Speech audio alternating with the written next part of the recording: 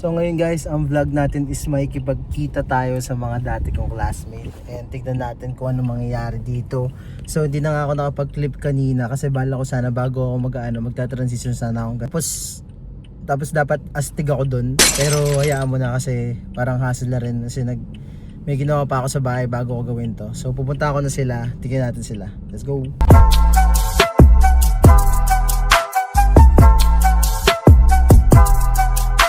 So hindi na nga pala kami nakapag-clip nung nagkita-kita kami kasi wala talaga kaming ginawa kundi magtawanan. Kaya nag-decide na lang kami pumunta muna ng cash and carry dahil mag-withdraw daw yung sugar daddy namin si Tisa. Let's go! Sugar daddy yung food. Withdraw ko 10k! Nagkasasama mo yan? Hindi, go!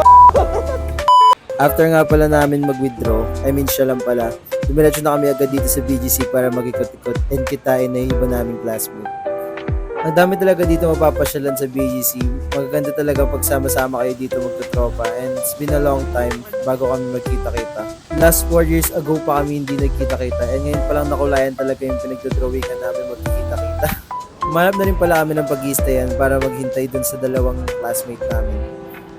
And after a long time of waiting, ito na nga dumating na sila and nag-decide kami agad dito kumain sa Marugame. Pagtapos nun, dun kami nag-usap na kung saan kami papasyal and magkukwentuhan ng kalokohan namin ng senior high school. Ayan sila!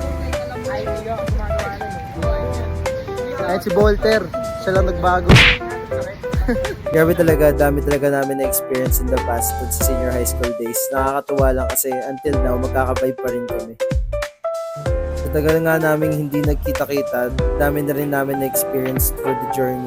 Yung iba graduate na, yung iba may work na. Pero solid pa rin kahit gano'n na sila. Yung samahan namin bilang magkaibigan, andun pa rin. After namin libutin ng BGC, nag-decide muna talaga kami mag-Starbucks para magkamustahan ng buhay. Kamusta ang buhay-buhay, bossing? So to lang guys, nakamiss talaga yung mga taong to. Kasi puro kami talaga lap trip back in senior high school days.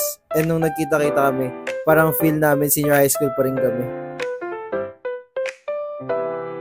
After nga namin magkape, nag-decide din kami mag-walk around ulit sa BGC and nakita namin bigla itong Squid Games event na to. Nanood nga kami saglit and bigla kami nagde-decide kung sasali nga ba kami pero wala nga nag-try kaya umalis na lang kami.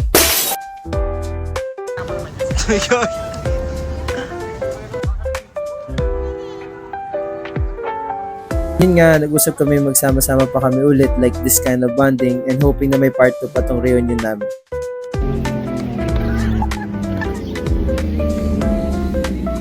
Hindi ka tumawid?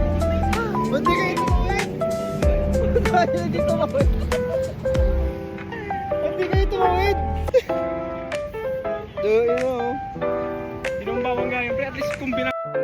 Yun lang, see you in the next vlog.